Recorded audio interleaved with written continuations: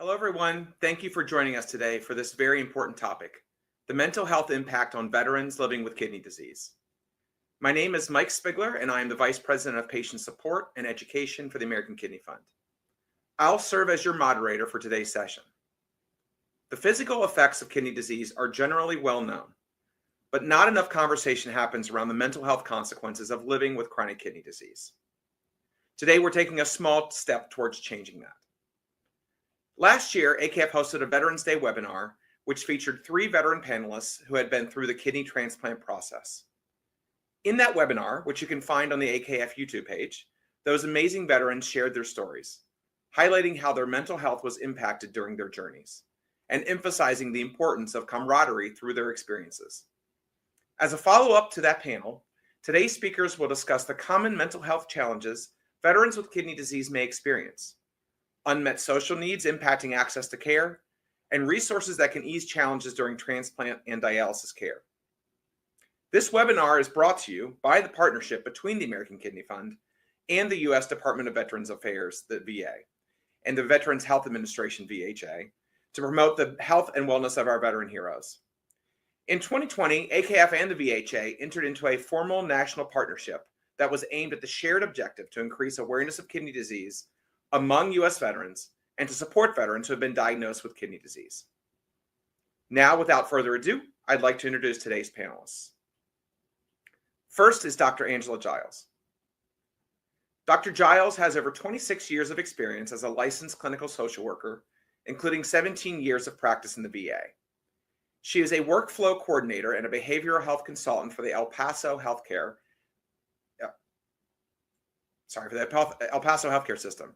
Dr. Giles works in the primary care mental integration program and serves as a subject expert in diabetes, providing screening, assessment, and interventions for veterans, caregivers, and their family members. She has been a faculty member in the Doctor of Behavioral Health program at Arizona State University for 9 years and serves as a clinical consultant for students in this program. Dr. Giles is a member of the American Diabetes Association and a provider on the ADA Mental Health Provider Directory. Next is Debbie Raphael Shanley. Debbie has over 17 years of experience in social work, clinical practice, field teaching, and community engagement at large urban healthcare facilities. In her current role as the Minority Veteran Program Coordinator, she outreaches to minority veteran communities to assess the barriers and ensure equitable access to care and benefits. Ms. Raphael Shanley specializes in helping veterans navigate the complex emotional, social, and financial challenges associated with chronic kidney conditions and dialysis. She also worked as the renal transplant social work coordinator at the University of Illinois, Chicago, where she collaborated with multidisciplinary teams to provide comprehensive psychosocial assessments, emotional support, and advocacy for patients awaiting or recovering from kidney transplantation. And finally, we're also joined by Ann Schmidt. Ann is a licensed clinical social worker and has been in the field of social work for 18 years. She has worked as a transplant social worker for 17 years of these. She previously worked at Vanderbilt University Medical Center's Transplant Center with the heart and lung transplant programs. And she has now been working at the Nashville, Tennessee VA Transplant Center for almost 10 years. At the VA, she has served as a social worker for the kidney transplant, heart transplant, LVAD, liver transplant, and living kidney donor programs. She has found working with veterans and their caregivers throughout their pre-transplant and post-transplant experiences to be incredibly rewarding. Now, before we get started, I do want to encourage everyone joining to please type your questions and comments in the chat box to the right. We will try our best to get all of your questions answered during our Q&A segment at the end of this webinar. Well, I'm going to get started today, and I'd like to turn it over first to Dr. Giles to open up our discussion on mental health and kidney disease. Dr. Giles, you do a lot of work in behavioral health. Could you explain to the audience what the difference is between behavioral and mental health? All right. Thank you for that question, Mike. Mental and physical health are equally important components to your overall health. So mental health is about how your psychological state affects your well-being, including your mood, your thoughts, and your feelings. Behavioral health goes just beyond mental health. So it looks at and addresses chronic conditions like kidney disease. And it looks at a wide range of factors. It could be substance use, your lifestyle behaviors, any stress-related physical symptoms. So essentially, it looks at how a person, how their behaviors impact their overall health. So people with chronic conditions and often experience mental health issues. So addressing both aspects through a behavioral health lens really can improve your quality of life. Got it. Totally makes sense. You mentioned the mental health impact. We talked about it. We talked about the first webinar we had where, we had veterans talking about that post-transplant. What are some of the mental health impacts on people living with kidney disease? So living with kidney disease can take a toll on your mental health and your emotional health due to the daily demands of managing your kidney disease, like taking medications, thinking about what to eat, or how you may feel on dialysis days can lead to feelings of depression, anxiety, irritability. Maybe you find yourself going from 0 to 60 very easily, feeling frustrated, and sometimes having excessive worry at times. So it's normal to have emotional ups and downs from time to time, but when those feelings become more frequent or more serious, getting help from a professional can really, really make it easier for you to cope and help you to feel less overwhelmed. So it's really important to pay attention to your feelings and behaviors. Look at your motivation. Do you find that you have to push yourself to do certain things, maybe to get out of bed or even to take a shower? Perhaps you've lost interest. So maybe you're a person that enjoys gardening every morning or riding your motorcycle, but you stop doing it because you've lost interest. And you might find that you start to isolate from family and friends. Pace yourself and join a support group. Great. Well, certainly we've talked about, CKD and other physical ailments of, affecting your mental health, but can it go the other way around? Can things like anxiety and depression actually impact your physical health? Absolutely. So both anxiety and depression can trigger what we call cortisol, which can elevate your blood pressure, increase your cholesterol levels, and weaken your immune function over time. Think about your sleep, your sleeping habits. Insomnia, disrupted sleep patterns are common with anxiety and depression, impacting energy levels and your overall physical well-being. Depression can lead to changes in your appetite. So you might find that you're overeating or you lost your appetite, potentially causing weight fluctuations and nutritional deficiencies. Also, too, with anxiety, it may manifest as stomach upset, nausea, irritable bowel syndrome symptoms, And depression can lead to also some digestive concerns. And so also when we think about anxiety, you may have muscle tension that leads to headaches, back pain, and other discomfort in your body. And I'd say lastly, feeling low energy, lack of motivation associated with depression can discourage physical activity, further impacting physical health. So it's really important to remember recognizing those symptoms that you may be experiencing and getting help in a timely fashion can help prevent further complications. Yeah, it sounds like it's very important to kind of break that cycle so it's not just compounding over and over again. Right. What would you want to share about the risks for veterans who are maybe experiencing mental and behavioral health complications? Yeah, so left untreated, depression can lead to thoughts of hurting yourself or others. So it's really important. So if you're a veteran in a mental health crisis, or you're thinking about hurting yourself, or you know a veteran who's considering this, get help right away. You are not alone. Contact the Veterans Crisis Line. All you have to do is call 988, then you press 1, and it's going to give you access to free confidential support. And the hotline is staffed by health professionals 24 hours a day, 7 days a week. And anyone experiencing a mental health crisis or emotional distress can call that crisis line.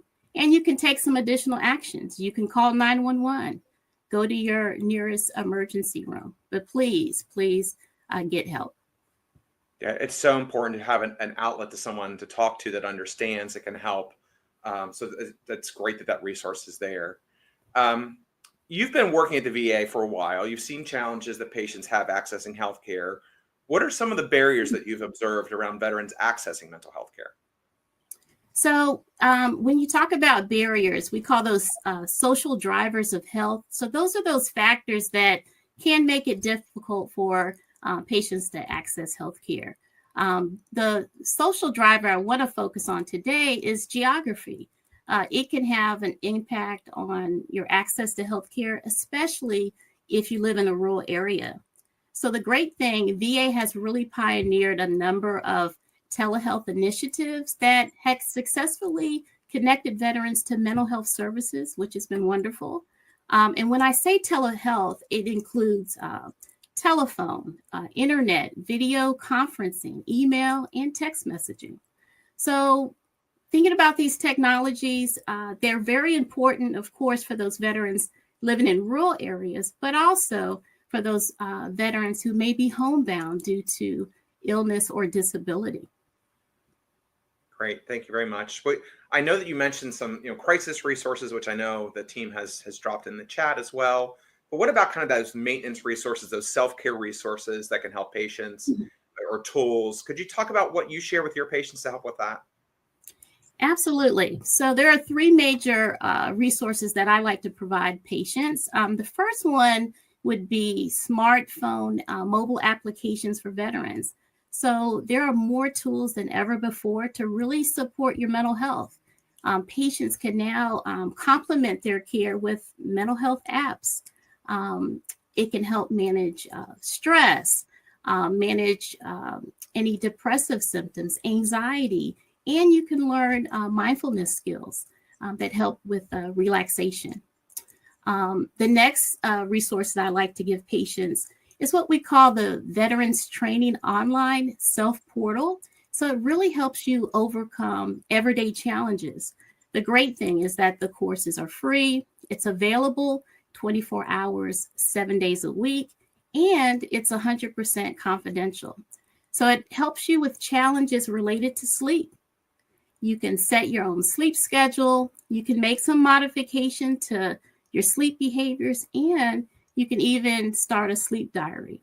Wow. Also, so it also addresses problem-solving skills, anger management. So it can help you deal with situations and people in a better way. And then also parenting resources for communication and stress. And then lastly, I would mention whole health. So that's VA's approach to healthcare. So it really empowers the patient to really take charge of their health and live life to the fullest. So with our website, VA website for whole health, you'll find podcasts, whole health videos, and libraries that have handouts and other helpful tools. Fantastic. Well, thank you very much, Dr. Giles. If you're just joining us, welcome to our webinar on the mental health impact on veterans living with kidney disease. As a reminder, we will take questions at the end of our time today, but you don't have to wait to put them in now. You can go ahead and send them to us. Just drop them in the comment section, and we'll try to answer as many as we can at the end. But now let me come over to Debbie. And Debbie's going to be sharing her experience as a VA dialysis social worker and some of the mental health stressors she sees during dialysis care. So Debbie, let me pose my first question to you. When does someone with kidney disease consider dialysis? What are the main dialysis options that veterans have? Well, ultimately, the decision to start dialysis involves discussions between the veteran and their healthcare team, considering their overall health, quality of life, and personal preferences. Dialysis is typically considered for individuals with kidney disease that are at a severely reduced capacity. In most of the cases that I've seen on the dialysis unit, most of them are at end-stage renal disease, also known as ESRD.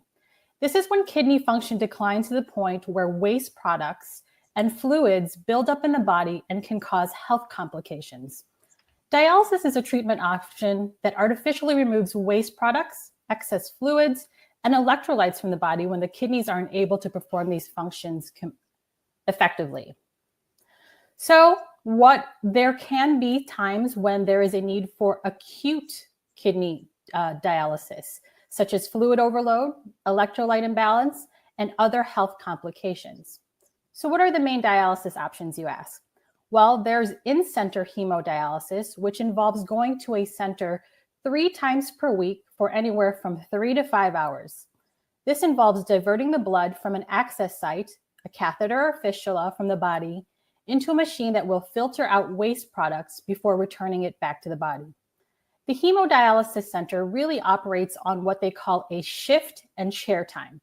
Hemodialysis treatments run Monday, Wednesday, Friday, or Tuesday, Thursday, Saturday, and they typically offer early morning shifts starting at 5 to 6, midday shifts, and evening shifts to accommodate patient schedules. Now, another dialysis option is peritoneal dialysis, also known as PD. So this is called home PD. It is performed manually or with the help of a machine. Now, this differs from hemodialysis because this method introduces a special fluid into the abdominal cavity through a catheter, and the peritoneal membrane acts as a filter to remove the waste and excess fluids. Another option is home hemodialysis. This is done in the home with a dialysis machine and again involves diverting the blood into the machine to filter out waste products. These are the options that we have. Great. Well, and our team at AKF, we've also developed a home dialysis decision aid that can help you look at those different options and determine what's best for you. And, I think the important thing too is, if you start in one, it doesn't mean you can't switch to another kind really as well. So, but thank you very much. It was a great description of the options. As a dialysis social worker, can you just describe kind of what your role is at the VA dialysis clinic? Sure. Dialysis social workers play a vital role in enhancing the well-being of the patients by addressing the psychosocial aspects of living with chronic kidney disease and helping them navigate the complexities of their treatment. Every dialysis center is required to have a social worker. So let's start from the beginning. Dialysis social workers assist veterans with dialysis placement. Now, that could be at a VA dialysis unit, a community care dialysis unit, dialysis even at a skilled facility, or other treatment options. Next, we can provide emotional support by providing supportive counseling to patients, their families, to help them cope with the challenges of kidney disease and the dialysis process. Resource coordination, assisting with patients in accessing VA resources or community resources, financial resources, and support groups. Patient advocacy, to advocate for the needs within the healthcare system to get appropriate services. I like to give an example for this one. I think about one of my dialysis patients. Let's just call him Mr. Jones.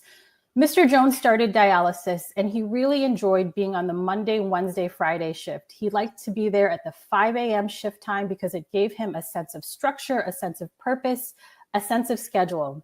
As time went by, after a few months, Mr. Jones realized that driving to dialysis and then doing the dialysis treatment made him very tired. So as part of my patient advocacy, I would meet with the multidisciplinary nephrology team and see how we can get Mr. Jones safely to dialysis while meeting his needs.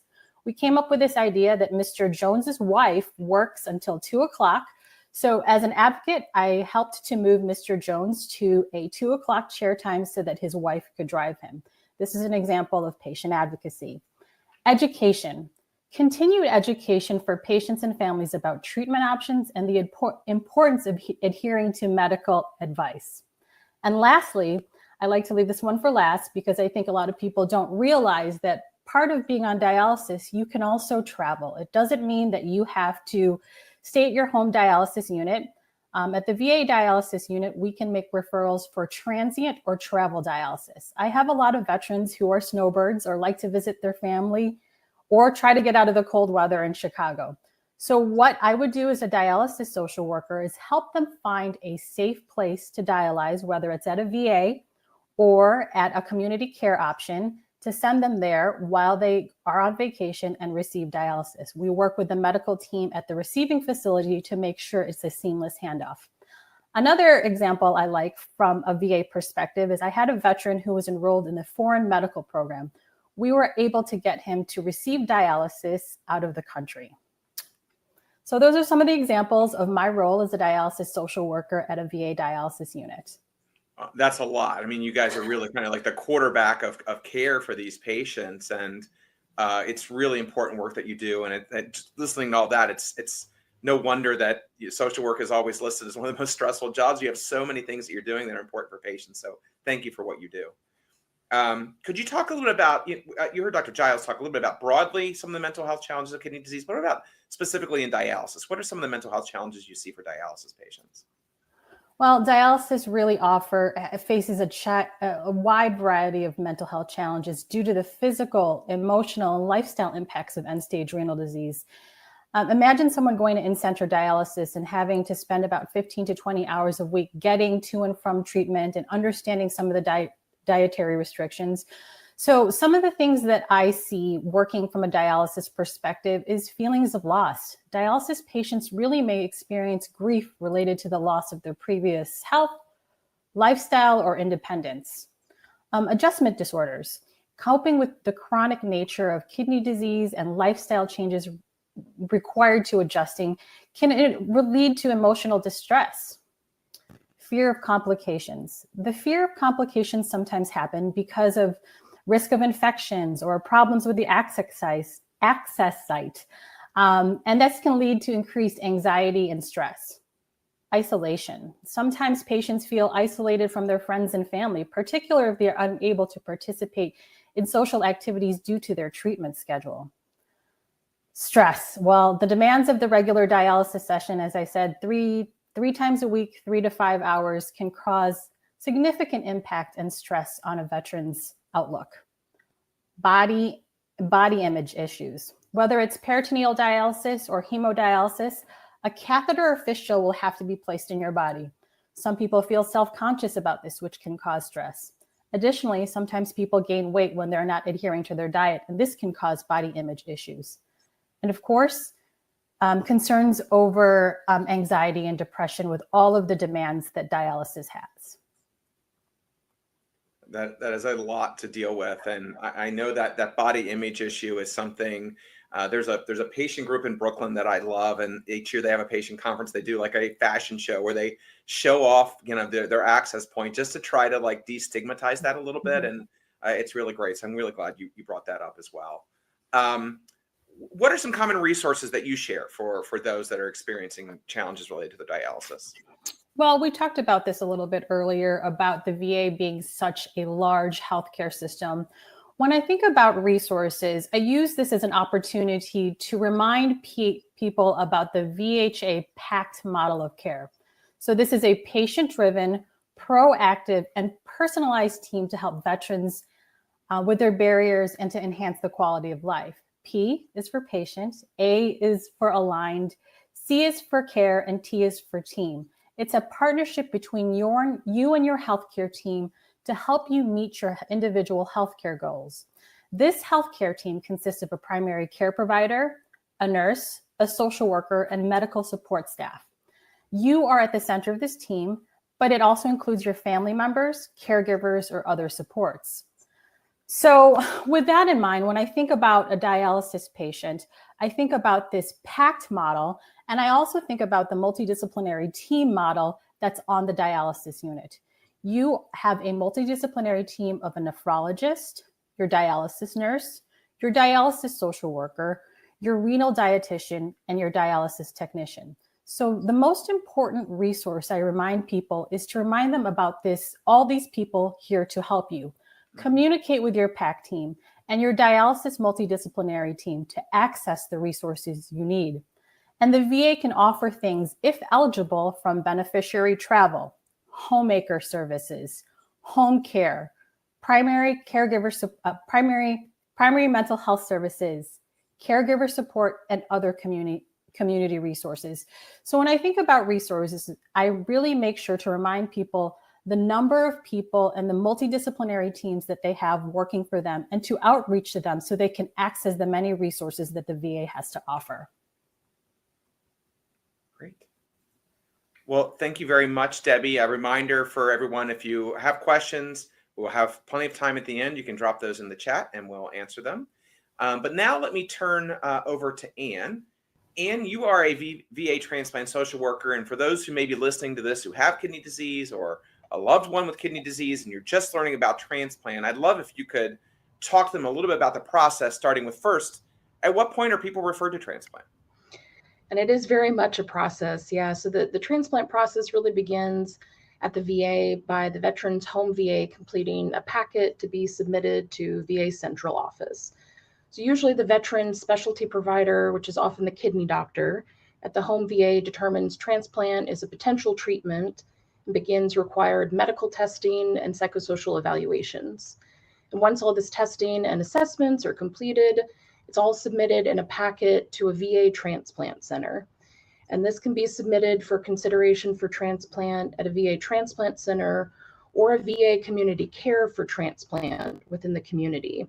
Or it can be submitted for both, be considered at both VA transplant center and community care for transplant.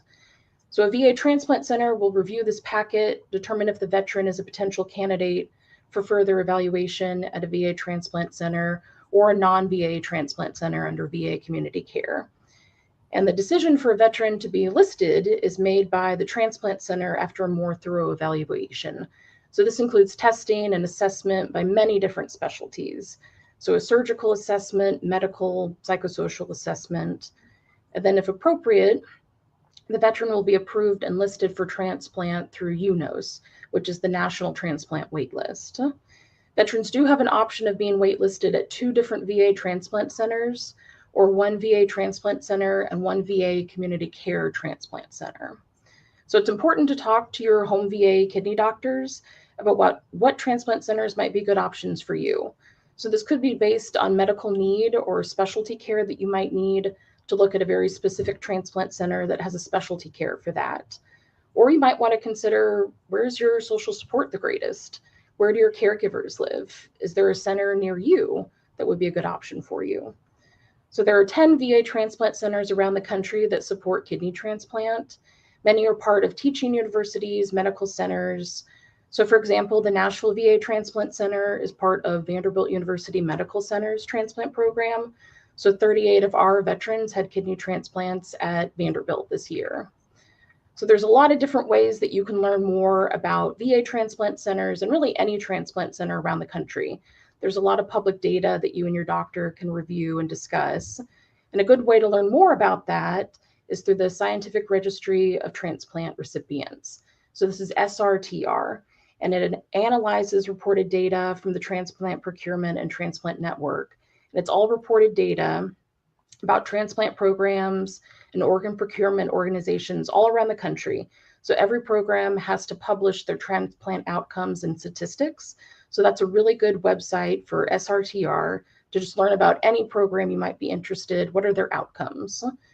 Another good way to learn more about transplant outcomes and wait times is UNOS website. So UNOS is United Network for Organ Sharing. So they manage the wait list, and they have a lot of data on their site about transplant in general, resources for transplant recipients, and living kidney donation information. So UNOS website is also a good place to learn more about that. That's great. And, you know, ACAF recently put out a transplant toolkit to help patients understand all of the things that go into this process and preparing. I mean, even up to the point of, you know, being ready when you get that call to be able to go. And also multi-listing. I mean, if you're in different regions, you can be listed in multiple locations as well, which open up your donor pool. Absolutely. Yeah. Yeah, absolutely. Okay.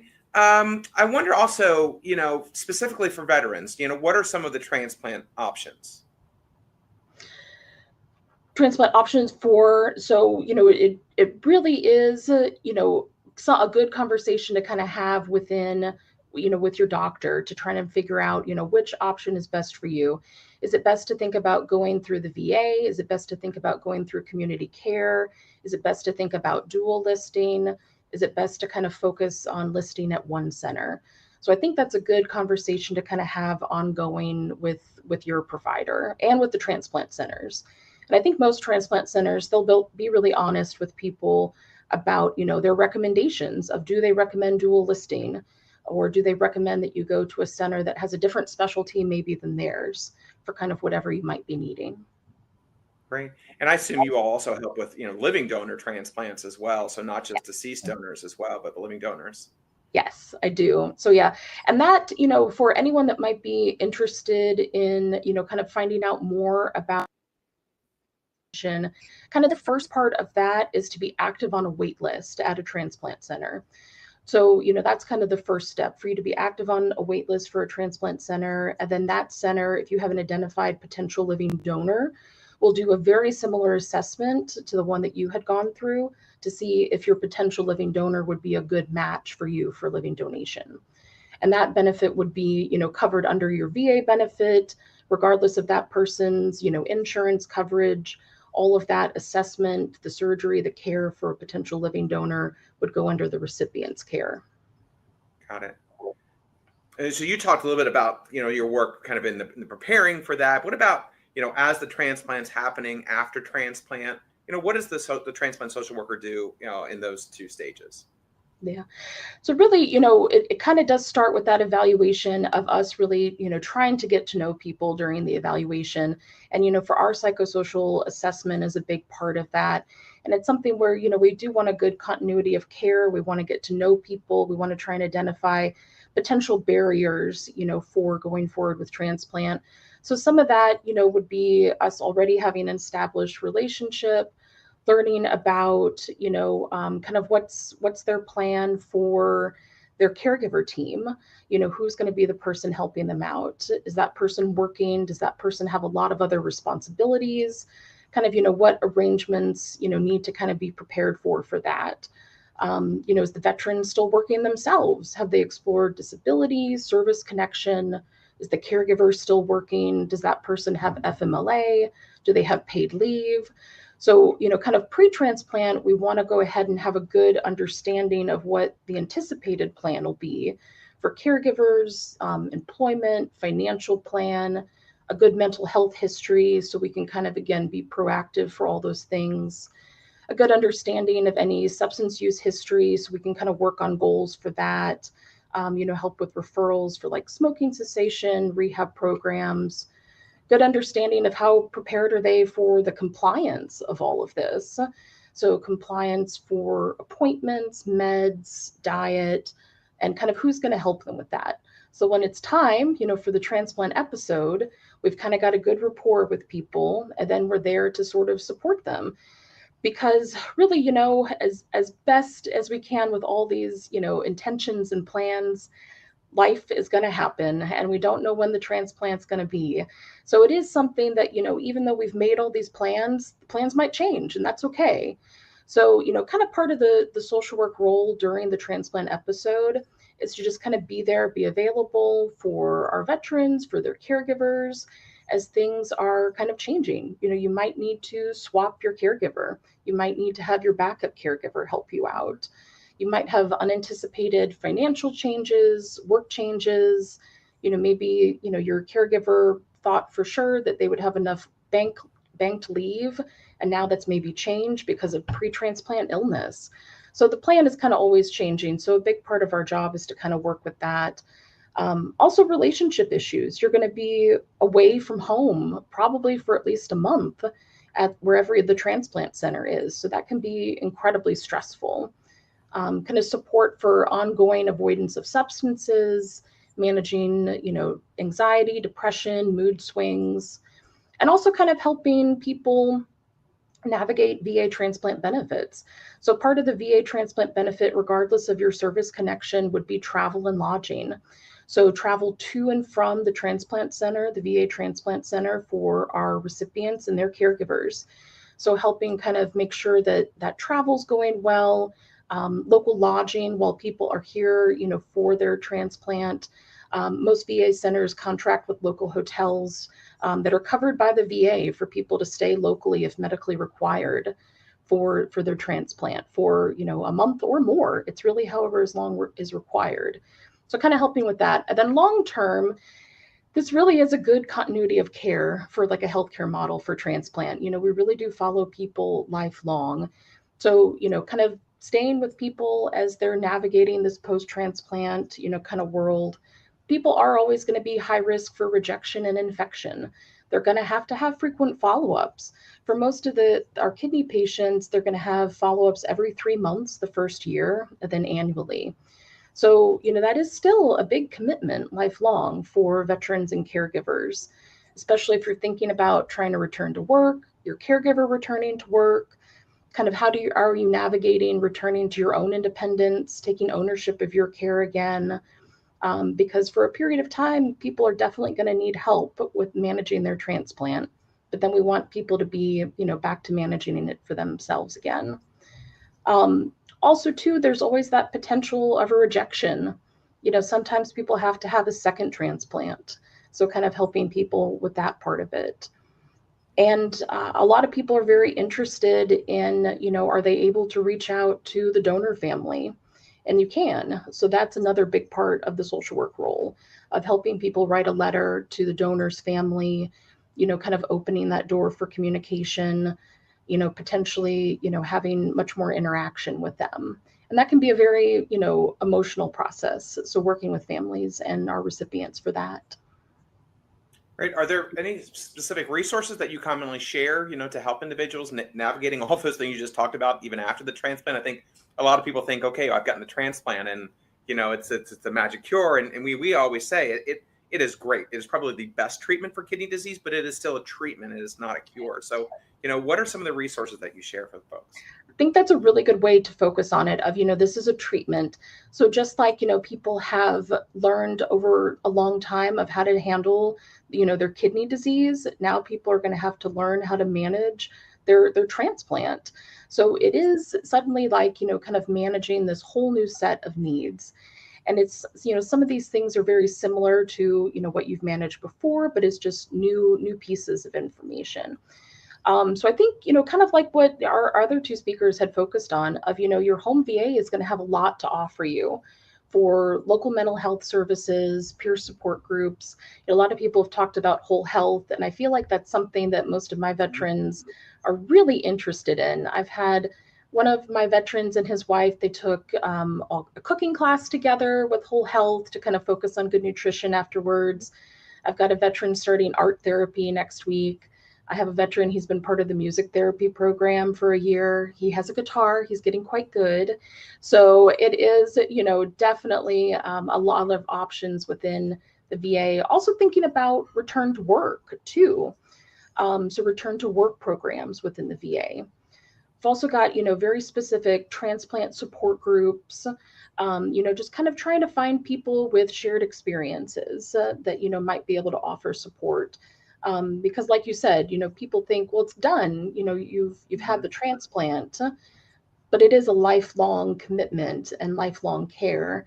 So it is helpful if you can find some, people that do really understand kind of what that means of lifelong kind of, living with this need.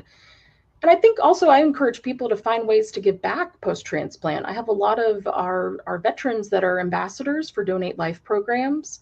They speak at events all over the country for organ donation awareness. They're the best ambassadors we will ever have for people signing their donor card. So encouraging people to do that. There's also the Transplant Games of America, the Transplant Olympics. So, I've encouraged a lot of people to do that. It's a great way to set new goals for yourself in your new healthy transplant life. Great. Well, we did have one question that came in, and it's in your realm, so I want to ask it. If you're going through the process and it's determined that you're not a good candidate, right? There's lots of reasons for that. An active infection, maybe an active cancer or something that just wouldn't be safe for the, the anti-rejection medications. Can you talk about that? Like what happens? It's not a no forever, I assume. It's a no for now, but I wonder if you could talk a bit about that. It's all very different. So I think, whenever someone is going through the evaluation process, there are all these different, again, surgical, medical, psychosocial criteria. So we kind of look at all those individually. And sometimes it may be something where we might have a bit of a to-do list. So whatever that might be, whether that means, people need to work on quitting smoking, people need to work on getting stronger, people need to have different consults to, work on other perhaps like medical barriers. If we need to loop in other members of our team for Maybe someone needs, more of like a cardiac consult, different consults for different clearance. So sometimes, we do have people who throughout this process where they do have a bit of a to-do list, and it's working with them to set, to see, are these goals that we can work on, or if they're goals that can't, we really think there's an absolute contraindication to transplant, then your team will be honest with you and say that, you may not be a candidate at this program, you might be a candidate at another program.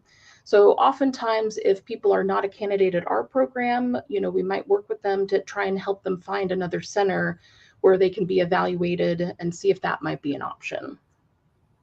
Fantastic. Well, Ann, thank you so much. I'll come back to you for the Q&A segment in just a little bit, which we will start very soon. Please continue to type your questions and comments in the comments section, and we will answer as many as we can. Before we go to that, I just want to talk a little bit back to the partnership that AKF and the VA have together and talk about some of the resources that we've built together and some other AKF resources that I think will be helpful to those listening. So now that we've heard from our VA mental health experts who have shared their resources, let me talk a little about some of the AKF ones. So first, we're very happy to have some resources specifically designed for veterans who are navigating a life with kidney disease. Our team is going to link a few of these in the comment section in the chat as we go. But first, we have an overall web page, a landing page for veterans that come to the American Kidney Fund website to learn about all these resources. You can find almost all of these resources I'm about to talk about linked from there. But where you'll find them there are things like some one-page educational documents on managing kidney disease, benefits that are available to veterans that are living with kidney disease. And we also have several previous virtual events recorded and available that are linked from our YouTube page, the AKF YouTube page. First is the webinar I mentioned at the beginning, which is the impact of camaraderie in the kidney community, which is a special we did for Veterans Day last year. We've also had some great VHA speakers as part of our Kidney Action Week, which is our virtual patient conference that we do every year in March, which is Kidney Month. We had a VHA and AKF coffee chat where we had Assistant Undersecretary for Health for Clinical Services, Dr. Scavella, and our President and CEO, LaVarn Burton, speak. We have a session that we've done for veterans on kidney disease and diabetes. If you don't know, diabetes is the #1 cause of kidney failure, so it's really important to understand that aspect of things. And while a couple of these other resources, educational resources on the American Kidney Fund site are not specifically designed for veterans, these are really useful tools for really anyone. First, we have a program called Know Your Kidneys. You can go to that site and you can put in your information. So if you have risk factors for kidney disease and you've had a recent test for your kidney health, you can put in all those lab values. We really stress there's 2 great tests for kidney disease. The first is a urine test for protein. Your doctor may call it UACR. And there's also a blood test for eGFR, which just measures how fast your kidneys filter your blood. But you can put all that information in, and our tool will give you kind of recommendations for next steps, what your risk factors are. And then there's also our Know Your Cause site, because it's one thing to know you have kidney disease, but it's also extremely important that you know what caused it. Diabetes is the #1 cause, but there are a lot of rare diseases that there are now treatments available for, clinical trials that may have genetic components. So it's really important for your family's benefit and others to really know what caused your kidney disease. Not all kidney disease is the same. And we also have a Kidney Kitchen website as well with hundreds of recipes on that site. You can search, I want breakfast, lunch, dinner foods, snack. I want to control for potassium, for phosphorus. Every single one of those recipes on our site has been created by a dietitian. We even hired a chef to make sure it actually looks and tastes good when you do it. We don't want you to make one recipe and never come back again. So lots of those. It's all free on our website. You can even work with your dietitian to create a meal plan from the site. And also, if you're looking to give back, Ann just talked about post-transplant patients. If you're looking for something to do, certainly we have an ambassador program, but you can also become a kidney health coach. It is a free training program that we have on our site. It takes about 2 hours to complete. But then you are empowered to go out into your community, to your local library, community room, your church, whatever it may be, to give a very simple talk about the risks for kidney disease and how to get tested. So it's all free. Our staff supports you through the process, gives you sample presentations. It's really, really great. And then, certainly from an education standpoint, the kidneyfund.org site has lots of resources, but we're also there if what you really need is just a hand up from financial assistance. Because living with kidney disease can bring, as you heard from everyone today, really bring increased financial expenses and put a strain on someone's mental health as well. So we have 4 programs I'm going to quickly talk about. The first is our health insurance premium program. So if you have a private insurance plan or you're on Medicare and you have Medicare Part B, if you financially qualify, we can help pay for those insurance premiums for you. We also have a safety net grant program. It's a small grant, depending on what part of the country you're in. It's between $200 and $250 once a year, but it's to get you over a hump, right? It's to pay for an unexpected copay, to get a minor car repair, buy a public transportation card, whatever it may be. Those grants are available as well, and you can get them, once a year, every year. And something that we've just closed, but we certainly were very active, is disaster relief. We just had the biggest geographic area we've ever had to turn on following Hurricane Helene, and then followed right behind with Hurricane Milton. We gave out about $350,000 in grants to patients affected in those areas. If you had to leave to evacuate, or you've lost food or medications, those grants can help with that.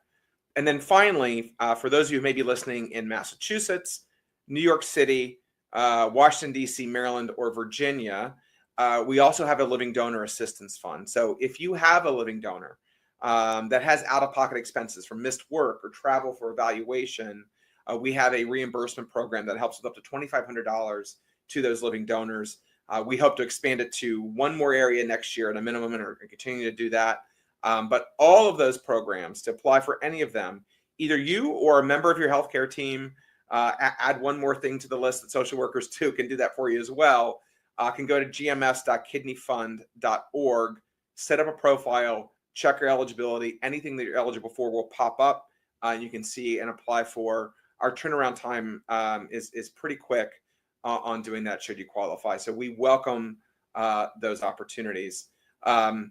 And just, more broadly, these are not just AKF. We really want to help whatever we can.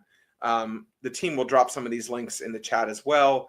The National Alliance on Mental Illness, NAMI, has some great resources available. You heard about the 24/7 Veterans Crisis Line. That one's veteranscrisisline.net to learn more about that one as well. There's veteran caregiver support. So if you're watching this thinking about someone that you're caring for, there's a caregiver support line where you can learn about some of those resources. It's available Monday through Friday from 8 a.m. to 8 p.m. Eastern Time. That number, which we'll drop in the chat, is 1-855-260-3274. One of our peer organizations, the National Kidney Foundation, also has a peer-to-peer program called NKF Peers. And then there's lots of virtual support groups out there. Even if you think you have a rare disease and there's no one out there that has that, you would be surprised what you can find on places like Facebook, through some of your transplant centers, through your social worker, for some of those resources. So let's go ahead and let's bring everyone back on. And I'm going to turn to some questions from the audience. We've gotten a few in. Let me start with Dr. Giles. Let me come to you first.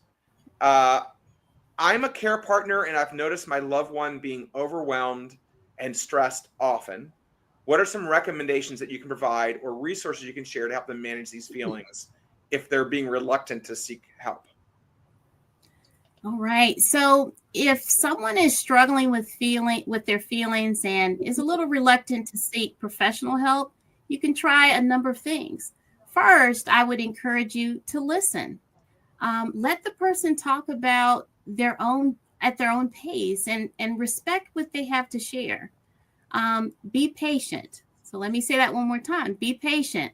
Let them set the pace for seeking support. Be empathetic.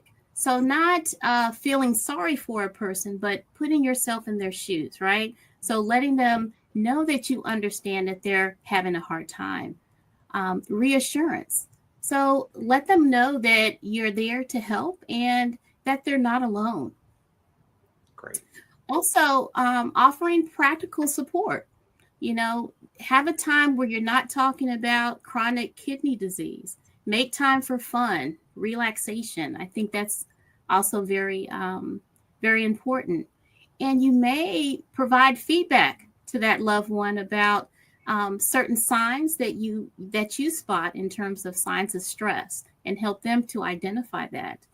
And then also, finally, again, gather as many resources as you can. Mike previously talked about a number of resources today, specifically NAMI. I wanted to really emphasize that.